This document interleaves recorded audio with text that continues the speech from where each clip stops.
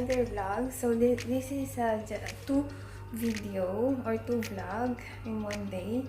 Hinati ko siya kasi medyo mahaba. One is yung sa Dalgona and another is for this laksa. Singaporean laksa, guys. Magluluto ako. So, ipapakita ko sa inyo yung gagawin kong process and how much yung nagastos ko dito sa recipe nito. So, guys, yan na. Tapos ko nagayatin yung para sa laksa paste. So, garlic, ginger, onion, garlic, turmeric, fresh, lemongrass, chili, green, dried chili. Binabad ko muna yun sa water, guys. And then, tinanggal ko yung seeds niya. Tapos, dried shrimp. Kung meron kayo mas malaki dyan, okay lang. And then, may kasama pa yan na peanut. Crushed peanut. And then, ito naman ang ginagawa ko ngayon. Yung shrimp, tatanggalan ko siya ng balat. And then, yung shell niya, tsaka yung head, is pakukulan ko for stock. And yung tofu natin, ito na, pinafried ko na. Kasi seafood talaga yung gagawin namin. This is a crab balls and shrimp ball and yung crab meat. Yan yung mga ilalagay namin and yung shrimp. Siyempre shrimp guys. Mas masarap siya. Seafood guys. Ginamit namin. Ito yung crab balls. 16 dirhams siya. And then itong shrimp ball and crab meat. Yan, crab meat.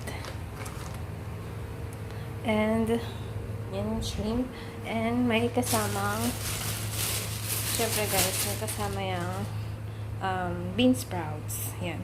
Kano siya? 4.69. First step guys, gumagawa ko ng prawn oil or shrimp oil. Ito yung shell and head ng shrimp. And then, nilagyan ko lang siya ng konting onion and yung oil. Gagamitin natin siya sa pag saute ng shrimp paste later. So, yan guys. Hintayin lang natin as in mag-ready yung shrimp. Kaya ng laksa paste. Gagamitin ko yung nutriment para i-blend tong mga to. So, una, ilalagay ko muna yung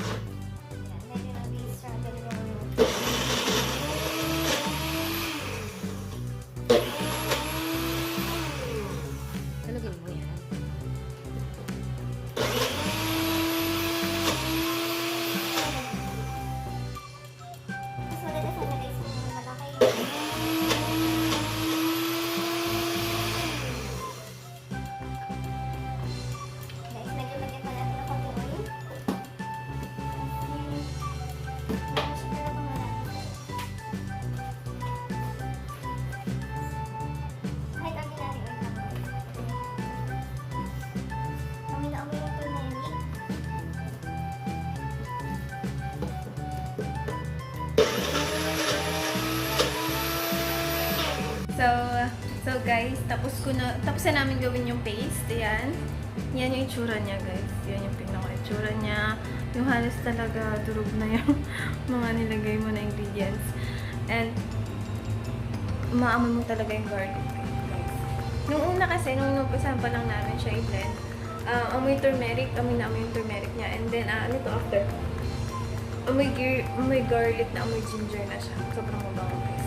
Ayan. Yung itsura. And yung laksa paste, ilalagay ko to. Ito yung shrimp oil na ginawa ko kanina. And ilalagay lang natin to. Tapos, antayin lang natin na mag-separate yung pinaka-ingredients and yung oil. Kasi diba nilagyan natin ng oil. Guys, wait lang ako ng maghiwalay yung, yung paste at saka yung oil. Medium heat lang. Kasi madaling masunog, guys. So guys, ilagay ko na yung stock, yung shrimp na stock. Pinakuluan natin kanina. Ayan. So, and then, ilalagay na din natin to coconut milk, guys. 1 can.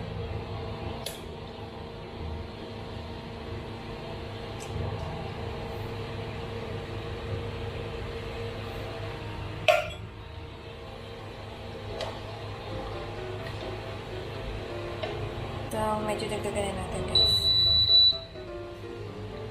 And then, naantayin na natin siyang kumulo. Ni-adjust na natin yung lasa, guys.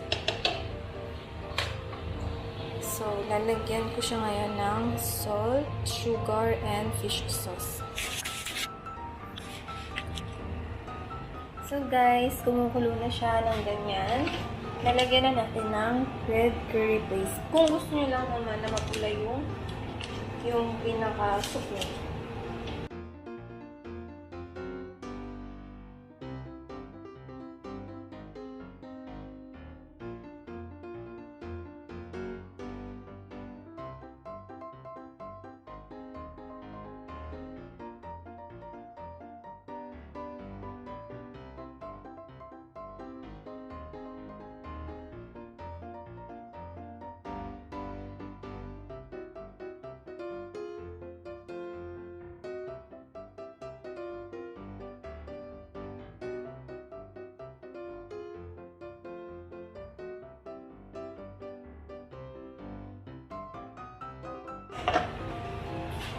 Pag okay na guys, ilagay nyo na ito mga seafood nyo. So, ayan guys. Unahin ko yung shrimp whole.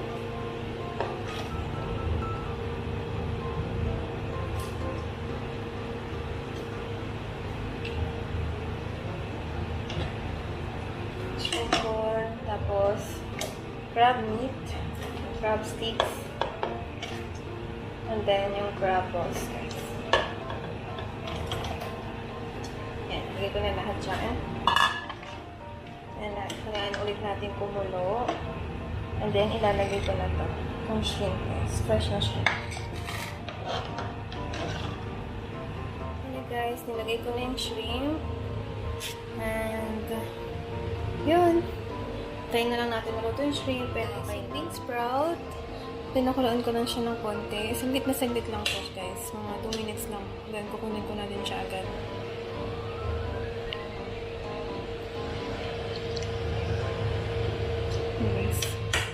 Okay na yan.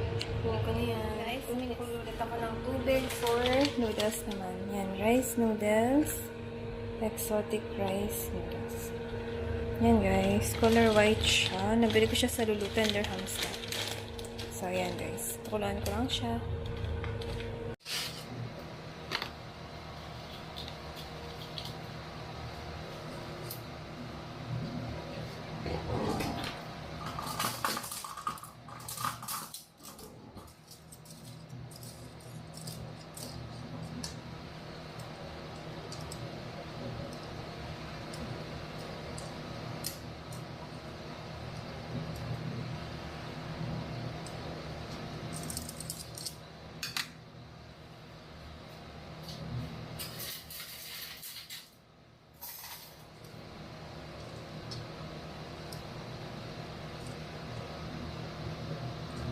Hey guys, yung itsura niya.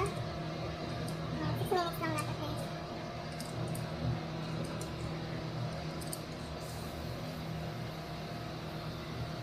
Test pa.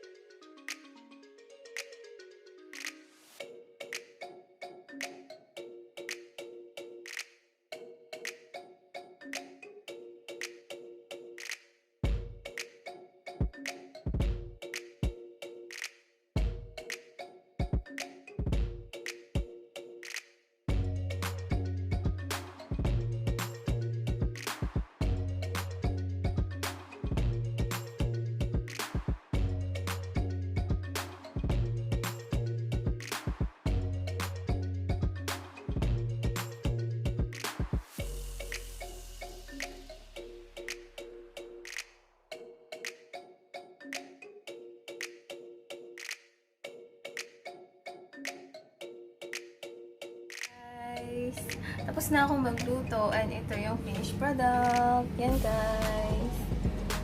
Yan. So halos 1 hour din ako nagluto guys. Sobrang nakakapagod pero worth it naman kasi masarap siya. Then, first time ko lang din talaga magluto nito guys. Pero natikman ko na siya before. Kaya alam ko na yung hahanapin ko na lasa dun sa niluto ko na laksa. And then, pwede naman kayo mag-substitute pag wala kayo ng ibang ingredients. Kasi dun sa napanood ko, ang nilagay lang niya na meat ay shrimp and then yung fish cake something.